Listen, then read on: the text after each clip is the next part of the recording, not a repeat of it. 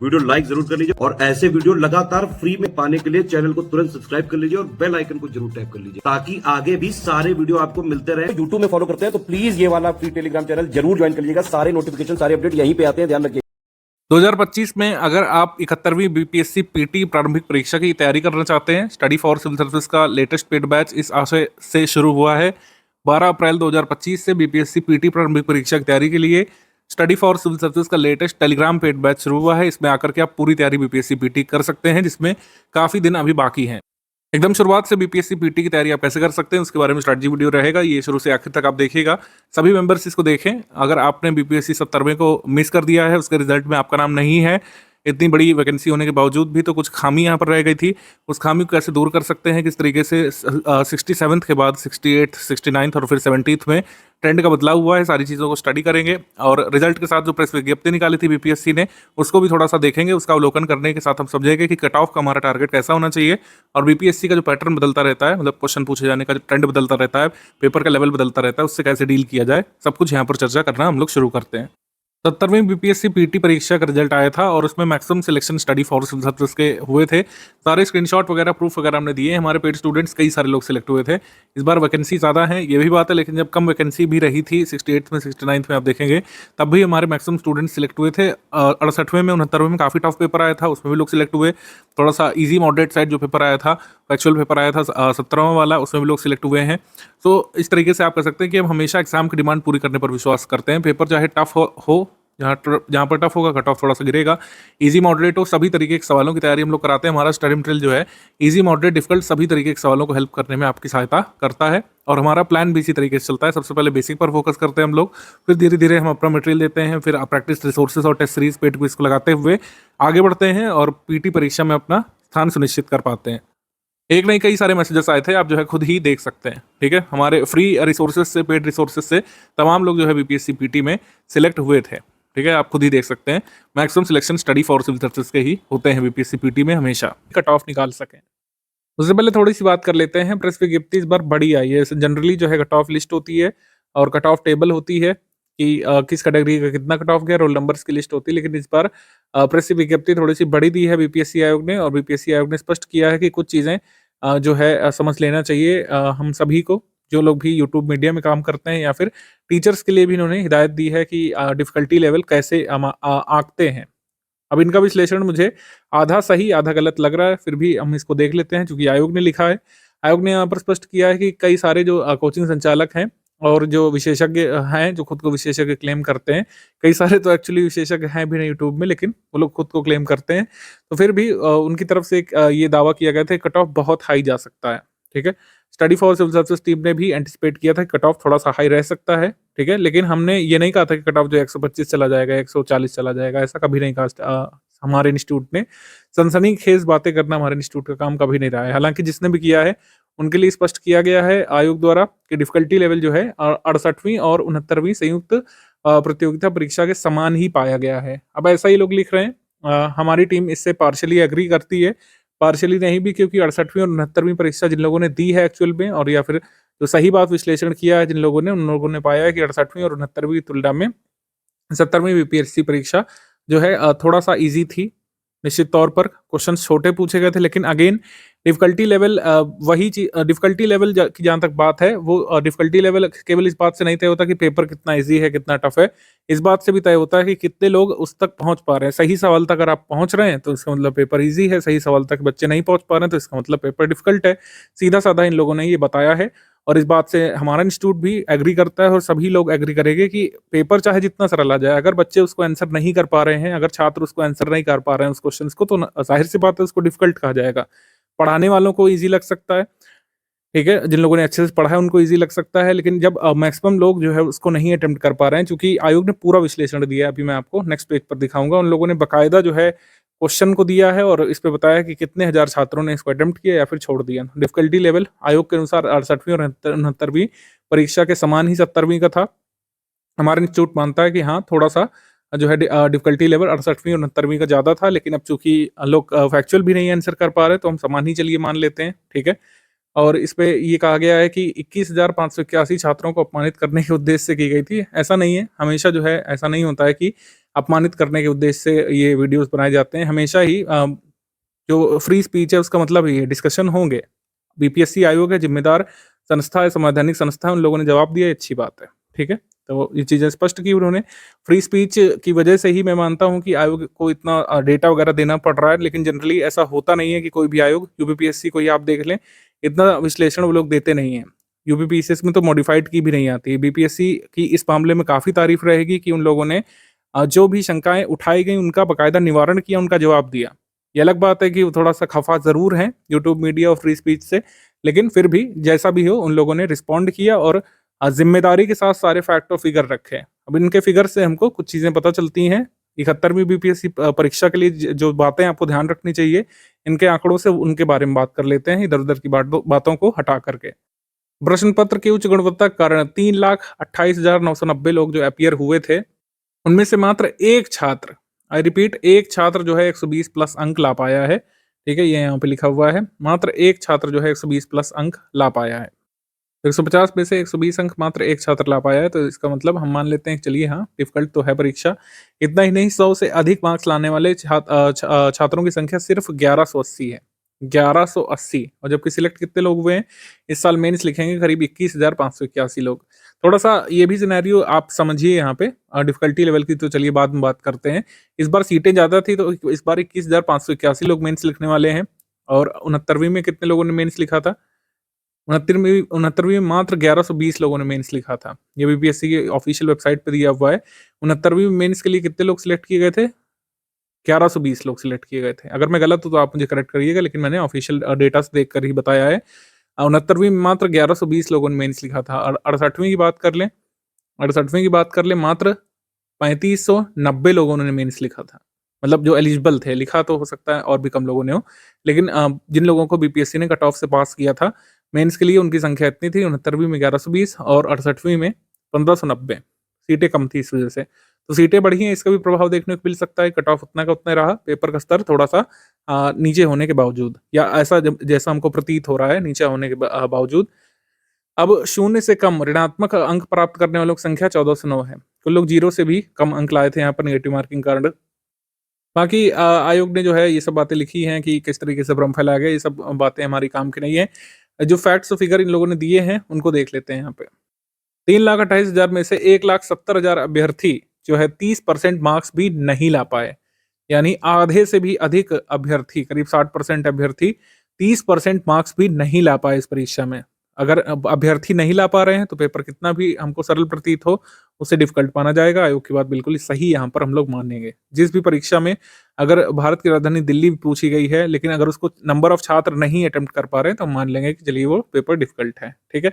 बाकायदा इन लोगों ने एक जो है सिनेरियो यहाँ पे दिया है, ये कट ऑफ है। कट ऑफ जो है यहाँ पे दिया गया है। न्यूनतम अर्हतांक प्राप्त करने वाले उम्मीदवारों की संख्या जो है सामान्य वर्ग में इतनी है, पिछड़ा वर्ग में इतनी है, पुरुष में इतनी है, अत्यंत एक्सट्रीमली बैकवर्ड क्लासेस में इतनी है, और अनुसूचित जाति, अनुसूचित जनजाति, महिला, दिव्यांगों की संख्या इतनी है। काफ़ी सही से इन लोगों ने पूरा बताया कट ऑफ। अब बाकायदा 68वीं का कट ऑफ इन लोगों ने लिखा बगल में, फिर 69वीं का, फिर 70वीं का लिखा है यहाँ पे। तो जो है 68वीं का कितना गया था? 91 अनारक्षित पुरुष के लिए, और अनारक्षित पुरुष के लिए 70वीं में एग्जैक्टली 91 ही गया है, और 69वीं में 91.67 गया था। ये इन्होंने लिखा है कि जो 3 प्रश्न हैं उनका उदाहरण देते हुए बताया है कि श्रेयसी सिंह विधानसभा सदस्य जिन्होंने पेरिस ओलंपिक में शूटिंग में प्रतिनिधित्व किया था, बिहार में जो जमुई से हैं। 1,70,485 लोग इसका आंसर या तो नहीं दिए थे या तो गलत आंसर दिए थे। बिहार में विष्णुपद योजना के तहत किसको चुना गया था? ये गया इसका आंसर है। ये 1,49,973 लोग इसका आंसर या तो नहीं दे पाए थे या तो गलत आंसर दिए थे। और ये तो जो प्रश्न है इसका आंसर जिन लोगों ने नहीं दिया होगा, बहुत ही पहली बात तो शर्म की बात है, आप बीपीएससी में अपीयर होने क्यों गए अगर आपको ये नहीं पता है। 50,503 लोगों ने इसका उत्तर नहीं कर पाए।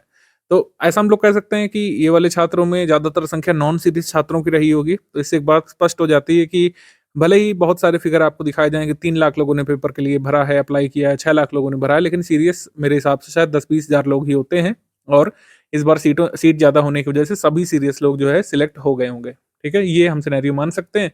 जब कट ऑफ थोड़ा-सा हाई जाता है या फिर सीटें कम होती है, जैसे 69वीं और 68वीं में रहा था, इन्हीं 10 से 20 हज़ार लोगों में कॉम्पिटिशन होता है, और फाइनली इतने लोग मेंस लिखते हैं सीटों के हिसाब से।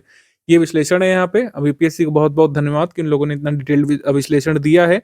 अन्य आयोगों को भी ये प्रैक्टिस कॉपी करनी चाहिए। जहाँ पर जो है धन्यवाद बनता है वहाँ पर दिया जाना चाहिए। बीपीएससी ने बाकायदा इतने स्पष्ट तरीके से पूरा सिनेरियो समझाया कि किस तरीके से पेपर जो है किसी भी तरीके से कम डिफिकल्ट नहीं था। बाकायदा इन लोगों ने आंसर दिया, इस चीज़ का फैक्चुअली आंसर दिया, जो कि काबिल तारीफ है। 68वीं और 69वीं बीपीएससी पीटी परीक्षा और 70वीं बीपीएससी पीटी परीक्षा के प्रश्न पत्र में जो अंतर है उस पर हम अभी भी कायम हैं। पेपर के लेवल में अंतर था या नहीं था, ये फैक्ट्स और फिगर के साथ बीपीएससी ने स्पष्ट कर दिया है। लेकिन बीपीएससी 68, 69 और बीपीएससी 70 के पेपर में डिफरेंस था। ये डिफरेंस अभी भी माना जाएगा कि 68 और 69 बीपीएससी पीटी परीक्षा के प्रश्न पत्र में थोड़े से लंबी सवाल पूछे गए थे, कंसेप्चुअल सवाल थे, लंबे प्रश्न कुल मिलाकर पूछे गए थे। आप खुद ही देख सकते हैं, पेपर डाउनलोड करिए और देख लीजिए। इसमें किसी के कहने या बतलाने वाली बात नहीं है, आप स्पष्ट तौर पर अपनी आंखों से देख सकते हैं। थोड़े से कंसेप्चुअल लेंदी क्वेश्चन पूछे गए थे, मल्टीपल स्टेटमेंट वाले सवाल थे, असर्शन रीजन वाले सवाल थे। क्या आपको 70th बीपीएससी पीटी में असर्शन रीजन का कोई सवाल देखने को मिला? उत्तर है नहीं। असर्शन रीजन का सवाल पूछा गया था 69th में, ठीक है। असर्शन रीजन का सवाल कंसेप्चुअल सवाल माना जाता है, माना जाएगा, और ये 68 से 69 में पूछा गया था। कट ऑफ थोड़ा सा लोअर साइड रहने की उम्मीद की गई थी, लेकिन ऐसा हुआ नहीं। थोड़ा सा डिफरेंट अप्रोच इसके लिए चाहिए रहता है आपको। प्रैक्टिस में अप्रोच थोड़ी डिफरेंट बनानी पड़ती है। पूछे फैक्ट्स ही गए थे ज़्यादातर केसेस में, लेकिन लेंदी फैक्ट्स पूछे गए थे। जबकि 70th में क्या हुआ कि ट्रेडिशनल प्रश्न पूछे गए, ठीक है। इसमें आपको कई सारे फैक्ट्स में से कुछ फैक्ट पहचानने थे, जैसा हमेशा बीपीएससी पीटी का पेपर आता था 68 से पहले, हमेशा ही वैसा ही 70th में पूछा गया था। अब सिनेरियो ये है, 71 वाले बिल्कुल भी कंफ्यूज ना हो। Study for civil service team जो है हमेशा सही राह दिखाती रही है, और इस बार भी हम यही कहेंगे, दोनों ही सिनेरियो के लिए तैयार किया जा सकता है। अभी हमारे पास इनफ टाइम है। हम कंसेप्चुअल पेपर, लेंदी पेपर के लिए भी आपको तैयार करेंगे अपने पेड ग्रुप में, और ईजी पेपर के लिए भी। 27 जनवरी से 71वीं बीपीएससी पीटी परीक्षा के लिए हमने पेड बैच शुरू कर दिया है। इस पे हम लॉन्ग टर्म तैयारी आपकी कराने वाले हैं। बीपीएससी पीटी परीक्षा दिसंबर 2025 से पहले ही हो जाएगी। हर साल ऐसा होता है, लेकिन हमारा कमिटमेंट दिसंबर 2025 तक का रहेगा। इस बीच आपकी बीपीएससी पीटी परीक्षा 71वीं वाली हो जाएगी। सिलेबस वगैरह में टाइम वेस्ट नहीं करेंगे, सिलेबस वगैरह स्पष्ट है, कुछ भी बदला नहीं है। 68 से बदला था जब 5वां ऑप्शन हटाया गया था, ठीक है। 5वें ऑप्शन में ट्विस्ट किया गया पहले, फिर 69 से 5वां ऑप्शन हटा दिया गया। अब 4 ऑप्शन वाली परीक्षा होती है, बाइलिंगुअल फॉर्मेट में पेपर आता है। न्यूनतम अर्हता वाला अंक कोई मायने नहीं रखता है, क्योंकि जो न्यूनतम अर्हता वाला अंक है इससे ज़्यादा ही कट ऑफ जाता है, जैसा हमने आपको दिखाया। तो कट ऑफ जनरली जो है मुझे ऐसा लगता है कि बीपीएससी ने तय कर लिया है कि ये 90 के आसपास जो है मेंटेन करेंगे, 90 से 95 के बीच। लेकिन इस कट ऑफ को मेंटेन करने के लिए पेपर के लेवल में इधर-उधर ये लोग करते रहेंगे, क्योंकि जब सीट कम थी, एक डिफिकल्ट पेपर बनाया, और जब सीट ज़्यादा है इस बार, तो थोड़ा-सा ईज़ी या कम लेंथी पेपर बना दिया, ठीक है, फैक्चुअल पेपर बना दिया। अब डिपेंड करेगा कि अगले साल की सीट कितनी है या कितनी नहीं है। मैंने आपको बताया स्टूडेंट का काम है एग्जाम की डिमांड को पूरी करना है। एग्जाम की डिमांड अलग-अलग तरीके की हो सकती है, 68 से 69 जैसी भी हो सकती है, कंसेप्चुअल अप्रोच वाली, और ट्रेडिशनल अप्रोच वाली भी हो सकती है। दोनों ही सिनेरियोज के लिए कैसे तैयार करेंगे, इसके बारे में अब हम बात करना शुरू करते हैं। यही आपका स्ट्रैटेजी वीडियो है, इसको पूरा शुरू से आखिर तक देखना होता है। जो लोग भी हमारे फुल पेड ग्रुप में आए होंगे, उनको 3 ग्रुप में जोड़ा गया होगा। पहला स्टडी मटेरियल वाला ग्रुप है, जिसमें स्टडी मटेरियल आपको नोट्स मिलते हैं, मंथली करंट अफेयर के नोट्स मिलते हैं, टेस्ट सीरीज मिलती है, और डेली करंट अफेयर दिया जाता है। जो डाउट क्लियरेंस वाला ग्रुप है, उसमें बीपीएससी पीटी के स्टूडेंट्स जो हैं स्टडी फॉर सिविल सर्विस की टीम से डाउट पूछ सकते हैं। आपको करंट अफेयर में कोई डाउट है, और जीएस के किसी भी सेक्शन में डाउट है, पीवाईक्यू में कोई डाउट है, बीपीएससी पीटी तैयारी संबंधित कोई भी डाउट है, आप डाउट क्लियरेंस ग्रुप में पूछ सकते हैं। पेड क्विज जो है, इसमें मोस्ट इंपॉर्टेंट क्वेश्चन की प्रैक्टिस कराई जाती है। पेड क्विज ही वो डोमेन है जो आपको सभी तरीके के प्रश्नों के लिए तैयार करता है, क्योंकि पेड क्विज में हम डिफिकल्ट लेवल क्वेश्चन भी कराते हैं, इसमें हम असर्शन रीजन वाला सवाल भी कराते हैं, इसमें मैचिंग वाला सवाल भी हम लोग कराते हैं, डबल स्टेटमेंट वाला भी सवाल कराते हैं, मल्टीपल स्टेटमेंट वाला सवाल भी कराते हैं, और इजी को क्वेश्चन जो आते हैं वन लाइनर टाइप के, बीपीएससी ने जो इस बार काफी सारे पूछे 70th में, वो भी क्वेश्चन कराते हैं। तो सभी तरीके के सिनेरियो के लिए आपको तैयार करते हैं हम हमारी पेड क्विज से और हमारी टेस्ट सीरीज से। सिंपल बात यह है कि स्टडी फॉर सिविल सर्विस के ग्रुप में अगर आप आ चुके हैं, तो स्ट्रैटेजी वीडियो शुरू से लेकर आखिर तक देखिएगा। पेड ग्रुप में स्टडी मटेरियल कैसे देखें वाला वीडियो पूरा देख लीजिएगा। उसमें स्टेप बाय स्टेप मैसेज एक लगा हुआ है, उसमें स्टेप बाय स्टेप बता दिया गया है कि कौन से सब्जेक्ट के लिए कौन कौन से नोट्स है, कैसे आपको शुरुआत करनी है। बीपीएससी 71वीं पीटीओ मेंस की इंटीग्रेटेड तैयारी के लिए अभी मैं चीज़ें सारी बता दूंगा आपको, जिससे कंसेप्चुअल पेपर की भी तैयारी हो जाएगी, फैक्चुअल पेपर की भी, और मेंस के लिए भी आपके पास समय बच जाएगा। जैसा कि मैंने बताया कि 68, 69 और 70 के बाद स्टूडेंट्स काफ़ी कंफ्यूज हैं किस अप्रोच में तैयारी की जाए। अप्रोच बिल्कुल सिंपल आपको रखनी है। कंसेप्चुअल क्वेश्चन की भी तैयारी करेंगे, फैक्चुअल क्वेश्चन की भी तैयारी करेंगे। कंसेप्चुअल क्वेश्चन के लिए थोड़ा सा हमको बेसिक मजबूत करना पड़ेगा। जैसे 68 से 69 में कई सारे बेसिक से क्वेश्चन पूछे गए थे। बेसिक क्वेश्चन का मतलब है कि बेसिक अंडरस्टैंडिंग पर आधारित लेंथी क्वेश्चन पूछे गए थे। तो बेसिक कंसेप्ट आपके मजबूत होने चाहिए। बेसिक कंसेप्ट के लिए कुछ बेसिक किताबें पढ़नी पड़ेगी, जैसे पॉलिटिकल लक्ष्मीकांत और एनसीईआरटी बुक। हिस्ट्री के लिए, ज्योग्राफी के लिए इतना यहाँ पे काफ़ी होगा, और बहुत सारी किताबें रिकमेंडेड नहीं है। फैक्ट्स की डीप अंडरस्टैंडिंग और इन्फॉर्मेशन बेस्ड स्टडी करने की ज़रूरत है। फैक्ट्स की डीप अंडरस्टैंडिंग के लिए स्टडी फॉर सिविल सर्विस का मटेरियल सफिशिएंट होगा, ठीक है। इन्फॉर्मेशन के लिए हमारा करंट अफेयर वगैरह सफिशिएंट होगा, लेकिन आपको बेसिक बिल्डअप बनाना पड़ेगा। अगर छात्र जो है इतने सरल सवाल सही नहीं कर पा रहे हैं, तो इसका मतलब है कि उनका बेसिक जो है कमज़ोर है। टॉपिक वाइज एनालिसिस देख लेते हैं, थोड़ा बहुत अंतर नहीं रहा है। साइंस टेक्नोलॉजी के इस बार 26 प्रश्न आए थे, 69th में, 68th में और 67th में 30-30 आए थे। तो 26 ये प्रश्न हो गए। History of Indian national movement से 22 प्रश्न इस बार आए थे। ज्योग्राफी से 15 आए थे। इंडियन इकोनॉमी से 10 आए थे। पॉलिटी से 12 प्रश्न आए थे। करंट अफेयर से 26 प्रश्न आए थे। बिहार स्पेशल से 24 प्रश्न आए थे। रीजनिंग एप्टीट्यूड से 10, एनवायरमेंट से 2 और मिसलेनियस से 3 प्रश्न आए थे, ठीक है। इस बार भी बिहार स्पेशल के काफ़ी वेटेज देखने को मिला था। मैंने आपको बताया था बिहार स्पेशल भले ही कम आया हो 69th में, लेकिन इसको इग्नोर नहीं करना है। बिहार स्पेशल आपको अच्छे से तैयार करना है। 24 प्रश्न देखिए इस बार पूछे गए हैं, और ऐसा भी हो सकता है अगली बार जो है इसमें 10 या 12 ही रह जाएं, लेकिन हमको तैयारी पूरी रखनी पड़ेगी आपको, क्योंकि जो 69th में 10 प्रश्न आए थे थोड़े से कठिन स्तर के भी आए थे, ठीक है। तो हर जो ये टॉपिक है इसको अच्छे से देखना पड़ेगा। इन्वायरमेंट में जैसे कम प्रश्न आते हैं, कभी भी ऐसा नहीं हो कि इन्वायरमेंट में 15 प्रश्न आए हो, तो उसका थोड़ा सा कम तरजीह देंगे। बाकी जो मेजर सब्जेक्ट हैं जैसे science, history, geography, polity, Bihar GK, current affair, इन पर बहुत अच्छे से आपको पकड़ बनाने की जरूरत पड़ेगी, क्योंकि मेजर फैक्चुअल सवाल इन्हीं से बनते हैं। कट ऑफ वगैरह पहले ही हम दिखा चुके हैं। 17th का ये रहा था 91, अनरिजर्व्ड के लिए, अनरिजर्व्ड फीमेल के लिए 81, ईडब्ल्यूएस के लिए 83, ईडब्ल्यूएस फीमेल के लिए 73, एससी के लिए ये 70.33, एससी फीमेल के लिए 55, एसटी के लिए 65.33, एसटी फीमेल के लिए 65.33, ईबीसी के लिए 82, और बाकी अन्य कैटेगरीज में आप देख ही सकते हैं। 69th और 68th का कट ऑफ है। पेपर का लेवल बदलेगा, कट ऑफ मुझे लगता है सेम रखने की कोशिश करेंगे आगे भी। अब 3 स्टेज की स्ट्रैटेजी क्या है, इसको हम लोग समझ लेते हैं। 3 स्टेज की स्ट्रैटेजी फॉलो करना बहुत जरूरी है। इससे फैक्चुअल पेपर, कंसेप्चुअल पेपर की भी तैयारी होगी, और एक मिडिल फेज भी आपको मिलेगा, जिससे आप मेंस की कुछ तैयारी कर सकें पहले से, क्योंकि मेंस की भी तैयारी एकदम से नहीं हो पाएगी। पीटी होने के बाद आपको मैक्सिमम जो है 70-80 दिवस का समय मिलता है मेंस लिखने के लिए, ठीक है। जैसे अप्रैल मंथ में मेंस कराए जाने की बात उठ रही है, तो आपके पास 3 महीने मिलेंगे। 3 महीने इतने सफिशिएंट नहीं है कि पूरा सिलेबस शुरू से पढ़ा जाए। अगर कोई लोग पहली बार तैयारी करने के लिए आए हैं, तो पहली बार में मेंस पढ़ करके आपके एग्जाम निकालने की संभावना कम रहेगी। मेंस का थोड़ा सा बढ़ना चाहिए। पीटी की तैयारी के दौरान भी सिलेबस वगैरह एटलीस्ट स्टडी कर लेना चाहिए आपको। तो हमारी 3 स्टेज की स्ट्रैटेजी कहती है कि शुरुआत के जो 60 दिवस आपको देने हैं, ये बेसिक अंडरस्टैंडिंग और बेसिक अप्रोच डेवलप करने के लिए देने होंगे, और इसमें हमको डेली 4 घंटे की स्टडी की जरूरत पड़ेगी। शुरुआत में धीरे-धीरे से आगे बढ़ेंगे और धीरे-धीरे स्टडी आवर्स हम बढ़ाते रहेंगे। 4 आवर डेली से आपको स्टडी करनी है। बेसिक प्रिपरेशन पर ध्यान देना है। अब बुक रीडिंग पर यहाँ पर थोड़ा सा फोकस करना है, और जो अब छोटी-छोटी जानकारियाँ होती हैं उसको इकट्ठा करते हुए आपको नोट्स बनाते हुए चलना है। अभी ये नहीं सोचना है कि बीपीएससी में प्रश्न जो है तुरंत आ जाएगा तो इसको कैसे करेंगे। अभी अंडरस्टैंडिंग यहाँ पे बनाइए। आप सपोज कीजिए एनसीईआरटी से मॉडर्न इंडियन हिस्ट्री स्टडी कर रहे हैं। अब आपको इस पर नहीं परेशान होना है कि कौन सा बुक्स एंड ऑथर जो है हमसे पूछ लेंगे, मैं आंसर कर पाऊंगा कि नहीं, क्योंकि बुक्स एंड ऑथर की जो लिस्ट है वो तो study for civil service team देगी। आप इसमें परेशान नहीं होंगे कि कौन सा आंदोलन जो है, कौन सा ट्राइबल मूवमेंट जो है, उसका लीडर कौन है, इसमें परेशान नहीं होना है। ये सब तो मैटर हम लोग देंगे ही आपको।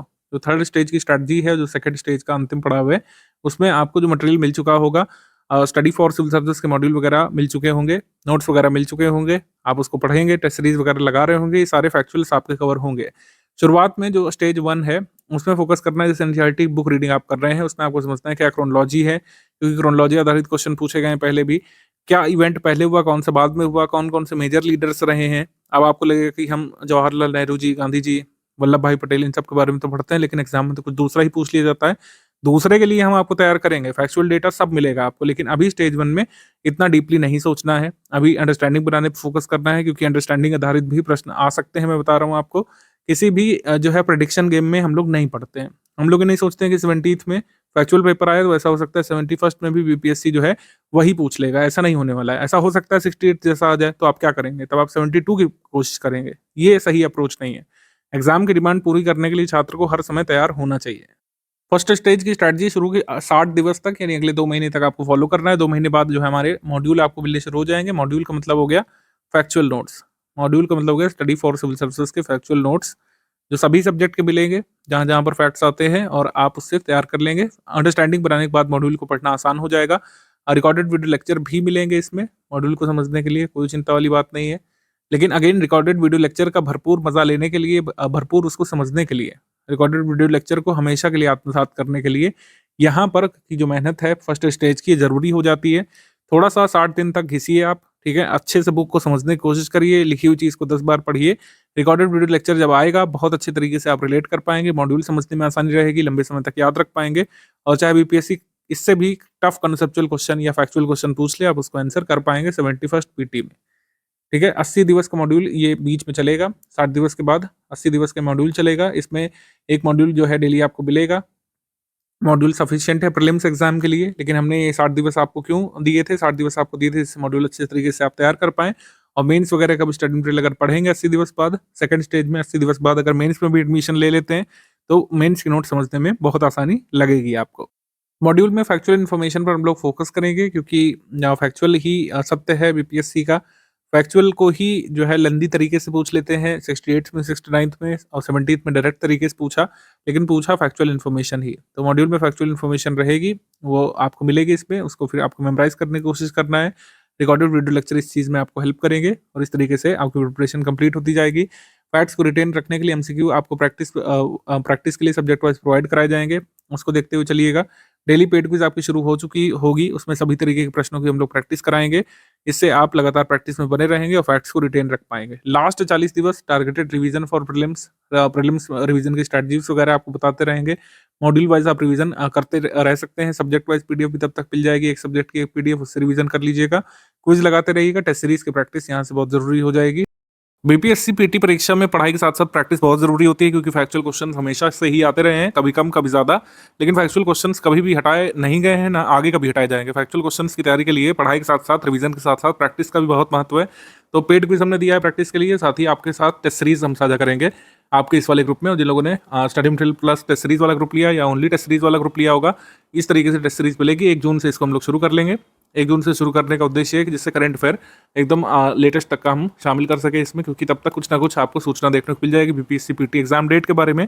बीपीएससी 17वें का मेंस खत्म होने के बाद मैं उम्मीद कर रहा हूँ कोई कैलेंडर जारी होगा विद इन 1 मंथ, लेकिन जून तक तो एटलीस्ट आपको पता चल ही जाएगा कि किस डेट पर आपका एग्जाम होने वाला है। जून से हम इसको शुरू करेंगे। टॉपिक का नाम लिखा हुआ है, सिलेबस इस पर लिखा हुआ है और जिस डेट पर लिखा हुआ है उस डेट पर आपका ऑफलाइन फॉर्मेट में टेस्ट होगा, यानी टेलीग्राम ग्रुप में ही पीडीएफ फॉर्मेट में हमारा क्वेश्चन पेपर आ जाएगा स्टडी फॉर सिविल सर्विस का। आप उसको ओएमआर पर अटेम्प्ट करिएगा और अपने मार्क्स जो है आपको कैलकुलेट करने पड़ेंगे हमारी आंसर की से। आंसर की के साथ जहाँ जहाँ पर जरूरी होता है, स्टडी फॉर सिविल सर्विस अपने टेस्ट सीरीज में एक्सप्लेनेशन भी देता है, एक्सप्लेनेशन पार्ट भी जरूर आपको पढ़ना चाहिए। फुल लेंथ टेस्ट इस साल हमने मैक्सिमम रखने का प्रयास किया है। इसमें हम 24 फुल लेंथ टेस्ट देंगे। 24 फुल लेंथ टेस्ट देने का आशय ये है कि सभी तरीके के क्वेश्चंस की भरपूर प्रैक्टिस हम करा सकें। आप इजी क्वेश्चंस की तो प्रैक्टिस करें ही करें, मॉडरेट डिफिकल्ट लेवल के क्वेश्चन 68वीं में 69वीं में जिस तरीके के सवाल आए थे, कई सारे असर्शन रीजन के सवाल आ गए थे, उनको भी आप सॉल्व करना सीखें। तो सभी तरीके के क्वेश्चन जो संभावित हो सकते हैं उसकी प्रैक्टिस आप कर सके, इस वजह से टेस्ट सीरीज हमारी इस बार ज़्यादा रखी गई। कुल मिलाकर 60 टेस्ट सीरीज का हमारा कमिटमेंट है। फीस वगैरह नहीं बढ़ाई गई, लेकिन टेस्ट सीरीज हम पहले 30 या 35 ही देते थे, इस बार हम 60 टेस्ट सीरीज बीपीएससी की देंगे। सेकंड स्टेज तक आते आते आपकी कुछ प्रैक्टिस भी शुरू हो चुकी होगी, उसकी प्रैक्टिस आप लोग लगातार करने लगिएगा। लास्ट 40 दिवस की स्ट्रैटेजी आगे आपको बता दी जाएगी।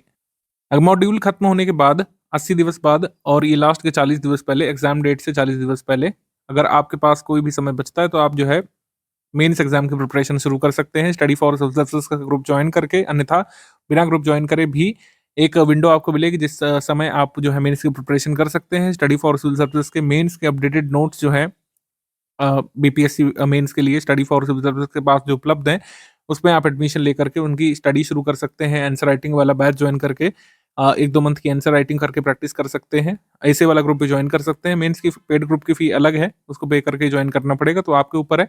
80 दिवस बाद आपके पास समय बचता है एग्जाम डेट से 40 दिवस पहले का, तो आप जो है इसमें एडमिशन लेकर के मेंस की भी वो प्रिपरेशन शुरू कर सकते हैं इस बीच। ये है हमारी 3 स्टेज की स्ट्रैटेजी, जिससे मेंस और प्री की इंटीग्रेटेड आपकी प्रिपरेशन हो जाएगी। अब बात ये आती है कि एकदम शुरुआत में क्या पढ़ना होगा, क्योंकि अभी कुछ शुरू नहीं हुई है। अभी डेली करंट अफेयर वगैरह मिलेगा, मंथली करंट अफेयर कैसे कैसे कहाँ कहाँ तक करना है, इस सब के बारे में बात कर लेते हैं। फिलहाल बेसिक बुक की पीडीएफ शेयर की गई, जिसकी रीडिंग आपको एक बार जरूर करनी है। आपने पहले की होगी, कई सारे ऐसे लोगों को जिन लोगों ने कहा कि सर हम पहले कर चुके हैं। मेरे रिकमेंडेशन है पेड ग्रुप में आप आए हैं, फेज वाइज शुरू कर रहे हैं। फर्स्ट स्टेज की स्ट्रैटेजी आप फिर से शुरू करिए। हमेशा ही एनसीईआरटी की बुक्स में जितनी बार आप पढ़ेंगे कुछ ना कुछ नया उसमें देखने को मिलता है। एक-एक वर्ड उसका ज़रूरी है। आप फिर से पढ़िए, ज़रूर से आपको लाभ मिलेगा, कोई इसमें हानि होगी नहीं। एनसीईआरटी बुक पढ़ चुके हैं हिस्ट्री की, मॉडर्न की, फिर से पढ़िए उसको। बिपिन चंद्रा पढ़ चुके हैं, फिर से पढ़िए। और जो है एंशिएंट वाली पढ़ चुके हैं, फिर भी पढ़िए आप एक बार रीडिंग ज़रूर करिए, जिससे मॉड्यूल वगैरह जब शुरू होंगे तो उसको समझने में आसानी होगी। पहले बुक पढ़ चुके हैं तब भी ये बुक पढ़ना आपको चाहिए, रिकमेंडेड है ये। हिस्ट्री के लिए एंशिएंट, मिडिवल, मॉडर्न की बेसिक बुक जो है शेयर कर दी गई है, सिर्फ उसी को पढ़िएगा आप। आप इसकी हार्ड कॉपी लेकर भी पढ़ सकते हैं। एनसीईआरटी की बेसिक बुक हमने स्टडी कर दी है, उसके लिए प्लेलिस्ट देख सकते हैं। इसकी क्लास वाइज जो है वीडियो बनी हुई है, क्लास वाइज पापा वीडियो इसका अवेलेबल है। 2 तरीके हो सकते हैं, एक बार जो है आप चैप्टर वाइज बुक पढ़ लीजिए और पापा वीडियो देख लीजिए। उल्टा तरीका है, एक बार पहले पापा वीडियो अच्छे से देख लिया और फिर जो है एक बार आपने चैप्टर वाइज बुक पढ़ ली, ठीक। पॉलिटी के लिए बुक चैप्टर वाइज पढ़ना है। लक्ष्मीकांत की सारे चैप्टर्स नहीं पढ़ रहे हैं, पूरी लक्ष्मीकांत की बुक हम आपको नहीं दे रहे हैं, क्योंकि पॉलिटी के 12 से 13 सवाल आपको सही करने हैं। हमारे स्टडी मटेरियल से भी आप सही कर ले जाएंगे मॉड्यूल से, लेकिन अच्छे तरीके से आप मॉड्यूल को समझ पाएं, इसके लिए लक्ष्मीकांत की बेसिक अंडरस्टैंडिंग बना लीजिएगा। मेंस वगैरह भी काम आती है और ये बाइबल है एक तरीके से राज्य व्यवस्था के लिए। तो हमेशा ही कोई भी आपसे कोई फैक्चुअल पूछ ले, डाउट पूछ ले, इंटरव्यू तक में ये काम आती रहती है। तो फर्स्ट 40 दिवस में जितने चैप्टर कर पाए उतना करिएगा। कंप्लीट होना कोई गुंजाइश नहीं, मतलब कंप्लीट होने की ना तो गुंजाइश है, ना ही एग्जाम की रिक्वायरमेंट है, ना ही हमारे पेड ग्रुप की रिक्वायरमेंट है कि आप पूरी लक्ष्मीकांत कंप्लीट करें। लक्ष्मीकांत वगैरह नहीं, मैं ऐसा कह रहा हूँ कि पीटी के लिए एकदम जरूरी ही है या फिर इसके सारे चैप्टर्स पढ़ना आपको जरूरी है, ऐसा नहीं है। हमारे मटेरियल से हो जाएंगे पॉलिटिक क्वेश्चन आपके, लेकिन जितने भी चैप्टर्स हो पाए करने की कोशिश कर आप करिएगा। लक्ष्मीकांत पॉलिटी की प्लेलिस्ट बनी हुई है, जितने वीडियोस इस प्लेलिस्ट में बने हुए हैं उसको देखते हुए चैप्टर वाइज बुक पढ़ी जा सकती है बिल्कुल। जनरल साइंस के लिए एससीएस की एनसीईआरटी साइंस की समरी हमने शेयर कर दी है, अभी उसी को पढ़िएगा। बाद में साइंस के लिए कंपाइलेशन और लिस्टिंग पीडीएफ जैसा डेटा हम लोग देते हैं, जैसे अदर जो स्टेट पीसीएस के लिए कंपाइलेशन लिस्टिंग हम लोग देते हैं, इसके लिए मॉड्यूल जो आपको देंगे जनरल साइंस के लिए वो सफिशिएंट होगा। मॉड्यूल के बाद आपको सब्जेक्ट वाइज पीडीएफ मिल जाएगी लास्ट 40 डेज के लिए, उसी से आप लोग लगातार रिवीजन करते रहिएगा, जनरल साइंस इससे तैयार हो जाएगी। इन्वायरमेंट के लिए समरी हमने शेयर कर दी है, उसका वीडियो बना हुआ है, इसको देख सकते हैं, ठीक है। इन्वायरमेंट के लिए भी लिस्टिंग आपको मिल जाएगी मॉड्यूल में, जितनी लिस्ट आपको मिल जाएगी मॉड्यूल में उससे आप कर लीजिएगा। इकोनॉमी के लिए हमने बेसिक नोट्स नहीं शेयर किया, इकोनॉमी को डे वाइज मॉड्यूल में ही कवर करेंगे। और बेसिक मतलब इकोनॉमी के लिए कोई ऐसा बेसिक जाने की जरूरत नहीं है। इकोनॉमी में फैक्ट्स ही ज़्यादा पूछते हैं आपसे, WPI क्या है, CPI क्या है, कोर इंडस्ट्रीज कौन कौन सी हैं, यही सब आपसे पूछते हैं इकोनॉमी में। और जो लेटेस्ट डेवलपमेंट्स होते हैं इकोनॉमी के वो तो करंट अफेयर में और डेली करंट अफेयर में हम लोग कवर करते हैं। तो इकोनॉमी में करंट अफेयर ज़्यादा आता है, बजट इकोनॉमिक सर्वे संबंधित चीज़ें ज़्यादा पूछी जाती हैं, ठीक है। वो डेटा जरूरी होगा। इकोनॉमी के बेसिक में कोई ज़्यादा करने की जरूरत नहीं, इकोनॉमी जो मॉड्यूल देंगे हम लोग आपको बेसिक के लिए वही सफिशिएंट होगा। इंडियन इकोनॉमी की विशेषताएं, 5 ईयर प्लान संबंधी डेटा हो गया, उसमें जो स्कीम्स आई थी वो सब चीज़ें, अन्य जो पुरानी स्कीम्स है वो सब आपसे पूछते हैं। नई स्कीम्स 2014 से 24 के बीच के फेस की स्कीम जो पूछेंगे वो सब हम मॉड्यूल में शेयर कर देंगे, उतना सफिशिएंट होगा। बिहार स्पेशल जीके संबंधित नोट्स आपको ग्रुप में अभी नहीं दिए गए हैं। बिहार जीके को डे वाइज मॉड्यूल में हम लोग कवर करेंगे और डे वाइज मॉड्यूल इसमें सफिशिएंट होगा। लास्ट 40 दिवस जो बचेंगे, लास्ट फेज के पीटी से 40 दिवस पहले का जो फेज होगा उसमें बिहार जीके कंपाइंड हम लोग दे देंगे आपको, उससे आप रिवीजन कर लीजिएगा। मॉड्यूल आपके पढ़े हुए होंगे, आप सब्जेक्ट वाइज रिवीजन कर लेंगे। बिहार जीके से जो 25 तक सवाल आते हैं उसमें मैक्सिमम सवाल आप कर ले जाएंगे। लास्ट कुछ ईयर्स के बीपीएससी पीटी के ओरिजिनल पेपर्स हमने प्रोवाइड कर दिए हैं, उसको देखते रहिए। उससे क्वेश्चन रटना नहीं है, ना ही ऐसी रिक्वायरमेंट है। ट्रेंड समझने के लिए देखिए किस हद तक किस टॉपिक से प्रश्न पूछे गए हैं। टॉपिक वाइज पीवाईक्यू की पीडीएफ फरवरी मिड तक ग्रुप में अपडेट करेंगे, इसको जरूर पढ़ते रहिएगा आप लोग, इससे काफ़ी फायदा मिलता है। और जब फैक्चुअल पेपर होता है कई सारे सवाल रिपीटेड भी होते हैं, तो एक फायदा वो भी है। तो इतना मटेरियल यहाँ पे काफ़ी होगा। अभी 60 दिवस के लिए इतना काफ़ी है ये फर्स्ट स्टेज के लिए। बेसिक बुक वगैरह यहाँ पे पढ़ते रहिए। बेसिक बुक वगैरह कंप्लीट जो लोग करेंगे उनको मॉड्यूल समझने में आसानी होगी, रिकॉर्डेड वीडियो लेक्चर को आत्मसात करने में, लंबे समय तक याद करने में आसानी होगी। इस वजह से बेसिक को जरूर कंप्लीट करिएगा। पहले कंप्लीट कर चुके हैं तब भी मेरा रिकमेंडेशन है बेसिक एक बार 60 दिवस तक जरूर कंप्लीट करिए। राष्ट्रीय अंतर्राष्ट्रीय करंट अफेयर यानी नेशनल इंटरनेशनल करंट अफेयर की बात करें तो ये मॉड्यूल भी नहीं होगा, ये मंथ वाइज आपको कवर करना है, क्योंकि बीपीएससी में डेट से काफ़ी क्वेश्चन आते हैं। बीपीएससी में हम मंथ नाम आपको देके पूछते हैं, जैसे पूछेंगे फर्ज कीजिए कि जून में कोई अपॉइंटमेंट हुआ है, जून 2025 में फलाना चीज़ जो हुआ था वो कहाँ पे हुआ, लोकेशन पूछते हैं आपसे, अपॉइंटमेंट्स पूछते हैं कौन कहाँ पे अपॉइंट हुआ है। कई बार डेट बेस्ड सवाल आ जाता है कि कोई भी इवेंट किस डेट पे हुआ है, पर्टिकुलर डेट्स तक पूछ लेते हैं। तो मंथ वाइज तैयार करने से आसानी रहती है, आपके माइंड में डेट्स की पूरी क्रोनोलॉजी क्लियर रहती है और साथ ही जो डेट बेस्ड क्वेश्चन आते हैं उसको भी कर सकते हैं, और एक पूरी क्रोनोलॉजी वाइज आपको पढ़ना होता है, क्योंकि करंट अफेयर में क्रोनोलॉजी वाले सवाल भी आजकल बन रहे हैं। तो मंथली करंट अफेयर हर मंथ की 4 तारीख की रात में हम दे देते हैं पीडीएफ फॉर्मेट में। अभी हमने अगस्त से आपको साझा किया है, अगस्त से मार्च तक का हमने कर दिया है। जैसे कुछ लोग पूछेंगे कि सर अभी एग्जाम डेट नहीं क्लियर है तो किस तरीके से आगे बढ़ा जाए, तो आगे बढ़ने का तरीका आप थोड़ा सा चेंज कर सकते हैं। आप क्या कर सकते हैं कि मार्च का 2025 वाला सबसे पहले पढ़िए, फिर आप जो है फरवरी का पढ़िए, फरवरी 2025 का पढ़िए आप, और फिर जो है जनवरी का पढ़िए, जनवरी 2025 का पढ़िए करंट अफेयर, और फिर दिसंबर का पढ़िए 2024 का। इस तरीके से आगे से पीछे की तरफ जाएंगे। इससे फ़ायदा ये होता है कि जैसे मार्च में कोई अपॉइंटमेंट हुआ, ठीक है, मार्च में कोई नया अपॉइंटमेंट हुआ, और उससे पहले जो है कोई अपॉइंटमेंट अक्टूबर में 2024 में हो चुका था, तो आपको जो लेटेस्ट है उसके बारे में जानकारी रहेगी। जब पुराना करंट अफेयर आप आगे पढ़ते हुए चलेंगे, मतलब पीछे से पढ़ते हुए चलेंगे, तो आपको क्लियर होगा कि इस अपॉइंटमेंट से पहले कोई दूसरा अपॉइंटमेंट हो चुका था। आप मेरी बात समझ पाए होंगे। जैसे अभी गवर्नर और कह सकते हैं सुप्रीम कोर्ट को लेकर के जो कह सकते हैं टसल थी, मतलब तमिलनाडु के गवर्नर और तमिलनाडु सरकार के बीच जो मुकदमेबाजी हुई थी सुप्रीम कोर्ट में, उसमें कई सारे ऑब्जर्वेशन सुप्रीम कोर्ट ने साझा किए हैं। तो मार्च तक हमारे पास ये जानकारी थी, अप्रैल में जानकारी आई कि सुप्रीम कोर्ट ने अपना वर्डिक्ट दे दिया है। सुप्रीम कोर्ट ने वर्डिक्ट दिया है, कई सारे जो फ्रेश चीज़ें ऐड की हैं, कह सकते हैं सुप्रीम कोर्ट ने बाकायदा स्टेट्स को डायरेक्ट किया है कि अगर आपके गवर्नर आपकी बात नहीं मान रहे हैं, आपके बिल जो है रिजर्व कर रहे हैं, बिल पर होल्ड कर रहे हैं, मतलब असेंट को विद होल्ड कर रहे हैं, तो सीधे सुप्रीम कोर्ट में अप्रोच स्टेट कर सकते हैं। ये सब व्यवस्था अप्रैल तक बन चुकी है। हो सकता है अगले सत्र में जब ही संसद जो है सेशन में हो सकता है कोई नया कानून लेटेस्ट अमेंडमेंट हमको देखने को मिल सकता है विद इन 6 मंथ 8 मंथ। तो कहने का आशय ये है कि जब कोई भी इवेंट जो है डेवलपिंग इवेंट होता है, तो उसमें आप अगर अभी से पीछे की तरफ जाएंगे तो आपको ज़्यादा लाभ मिलता है। जैसे कि गवर्नर और कह सकते हैं तमिलनाडु की सरकार के बीच जो टसल था उसके बारे में हमने पहले भी डिस्कशन किया हुआ है, लेकिन सुप्रीम कोर्ट का वर्डिक्ट कब आया? अभी अप्रैल में 2025 में। तो आपको लेटेस्ट चीज़ पहले पता है और पुरानी चीज़ आप पढ़ते हुए पता कर लेंगे। तो करंट अफेयर जब तक एग्जाम डेट नहीं क्लियर है, आप कोशिश किया करिए कि नए से पुराने की तरफ आप पढ़ते हुए चलें। बिहार स्पेशल करंट अफेयर भी इसी तरीके से हमने जो है अगस्त से फरवरी तक का दे दिया है। मार्च वाला भी आपको 14 तारीख तक मिल जाएगा। हर मंथ की 14 तारीख की रात तक जो है monthly current affair Bihar special का आपको मिल जाया करेगा। ठीक है, आपके ग्रुप में पीडीएफ आ जाएगी, उसको आप प्रिंट करा करके या फिर ऑनलाइन रख करके पढ़ सकते हैं। जिन लोगों ने फुल पेड ग्रुप लिया है विदाउट क्लियरेंस, यानी फुल पेड ग्रुप जिनका है, उनको डेली करंट अफेयर की भी पीडीएफ मिलेगी। जिनका अदर कोई ग्रुप है, फुल पेड ग्रुप नहीं है, तो आपको डेली का मंथली कंबाइंड करके एक पीडीएफ मंथ एंड पर साझा किया जाएगा, वही 4 तारीख के करीब हर मंथ में। तो डेली का मंथली जो है मंथ एंड पर मिलेगा। लेकिन जो लोग फुल पेड ग्रुप में हैं उनको डेली बेसिस पर भी मिलता रहेगा। डेली पीडीएफ आएगी आपके ग्रुप में जैसे हमने बताया, और डेली का मंथली भी कंबाइन करके दिया जाएगा अदर ग्रुप्स की तरह। तो इस तरीके से करंट अफेयर आपको कवर करना है। पीटी के लिए अगर आप पूछेंगे, पीटी के लिए करंट अफेयर मंथ वाइज वाला आपको कवर करना है। ठीक है, और जो ये डेली बेसिस पर दिया जाएगा, ये प्री मेंस की बेसिक और कंप्लीट अंडरस्टैंडिंग के लिए।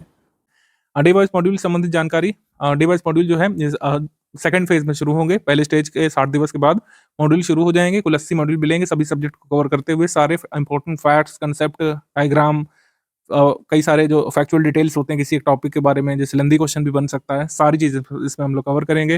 जैसे 5 ईयर प्लान बहुत फेवरेट टॉपिक है बीपीएससी का। सारा डेटा जो आपको 5 ईयर प्लान के बारे में जानना जरूरी है, उस बीच जो स्कीम्स आई थी उसके बारे में जानना जरूरी है, सब कुछ आपको मॉड्यूल में मिल जाता है। मार्च लास्ट तक दिया जाएगा मॉड्यूल का टाइम प्लान, आपको बताया जाएगा किस दिन कौन सा सब्जेक्ट मॉड्यूल मिलेगा। अभी आप बेसिक प्रिपरेशन जारी रखिए। मॉड्यूल किस शेड्यूल के हिसाब से मिलेगा वो शेड्यूल साझा किया जाएगा आपके ग्रुप में आपका फर्स्ट स्टेज खत्म होने के बाद। 2 महीने पहले पीटी एग्जाम डेट के 2 महीने पहले सारे मॉड्यूल को कंबाइन करके सब्जेक्ट वाइज नोट्स हम लोग पीडीएफ फॉर्म में बनाएंगे, फाइनली अपडेटेड। उसको आप पढ़ने लगिएगा और एग्जाम से 2 महीने पहले इतनी ही रिवीजन सफिशिएंट हो जाएगी। रिकॉर्डेड वीडियो लेक्चर जो है एग्जाम डेट से लगभग 2.5 महीने पहले आपको मिलेंगे, उसको आप कंप्लीट कर लीजिएगा, अच्छे से सब कुछ रिवाइज कर लेंगे। फिर चाहे जैसा पेपर आ जाए, factual, conceptual, basic, advance level का सारे तरीके के सवाल आप करने लायक खुद को महसूस करेंगे। लेकिन शर्त वही है कि फेज वाइज चलना है। अगर हमने कहा कि बेसिक बुक पढ़ना है तो आपको पढ़ना है, मॉड्यूल वाइज शुरू हो जाएगा, मॉड्यूल वाइज रिवीजन करना है, रिकॉर्डेड वीडियो लेक्चर एक बार देखना है, ये सब देखते हुए सारी चीजें आप कंप्लीट कर ले जाएंगे। फर्स्ट स्टेज प्रिपरेशन में एक रफ डेली टाइम प्लान जो है हमने बनाया है 4 घंटे का, आप चाहे तो इसको फॉलो कर सकते हैं, अदरवाइज कोई भी रफ टाइम प्लान बना सकते हैं। डेली करंट अफेयर को 45 मिनट, हिस्ट्री, ज्योग्राफी, पॉलिटी की बेसिक बुक रीडिंग को 2 घंटे डेली दे सकते हैं। सब्जेक्ट बदल बदल के पढ़िए। बिहार स्पेशल अभी दिया नहीं गया है, पीवाईक्यू पढ़ना शुरू कर सकते हैं 30-35 मिनट डेली। और मंथली करंट अफेयर और अदर पीडीएफ जो है ये 30 मिनट डेली इसको देते हुए पढ़ सकते हैं, जिससे मंथली करंट अफेयर बहुत पक्के तरीके से आपको याद हो जाए। ठीक, इस तरीके से फर्स्ट स्टेज में आगे बढ़ना है। कोई भी एरर करेक्शन होता है हम ग्रुप में देंगे आपको। क्विज ग्रुप जरूर देखते रहिए, उसमें कुछ पिक्स वगैरह आती है, उस पिक्स से डायरेक्टली क्वेश्चन आने की संभावना होती है। कई बार मैं वीडियो आपको बना करके देता हूँ किसी भी टॉपिक का अच्छे तरीके से उसको समझाने के लिए, उससे कई बार क्वेश्चन आने की संभावना होती है।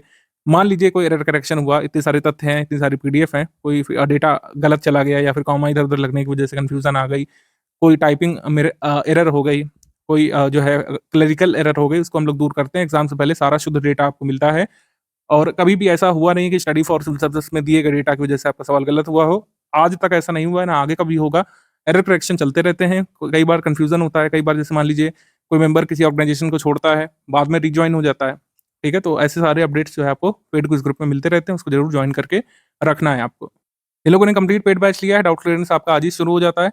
बीपीएससी पीटी संबंधी और उसके सिलेबस संबंधी कोई भी डाउट आप ग्रुप में रख सकते हैं। Within 6 hours 6 hours maximum time limit है, उसके भीतर ही आपका जवाब दिया जाता है और कोई भी डाउट आप पूछना शुरू कर सकते हैं बीपीएससी पेड ग्रुप के बारे में और बीपीएससी सिलेबस के बारे में, पीटी सिलेबस के बारे में।